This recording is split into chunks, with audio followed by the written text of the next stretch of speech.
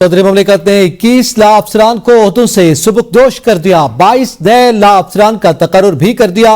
सुबुकदोश ला अफसरान में 2 additional attorney general, 3 deputy attorney general शामिल हैं। सुबुकदोश ला अफसरान में 16 असिस्टेंट अटॉर्नी जनरल भी शामिल हैं। कराची, हैदराबाद, लाहौर, मुल्तान, इस्लामाबाद, रावलपिंडी के ला अफसरान शामिल हैं।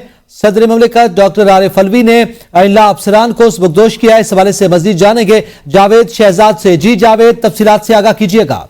जी बिल्कुल जी, सदर पाकिस्तान जो है डॉक्टर आरिफ अलवी, उन्होंने अपनी नई ला टीम जो है वो तैनात कर दी है, जिसकी वजह से 21 ला अफसरान जो पहले से मौजूद थे वो सुबुकदोश हो गए हैं।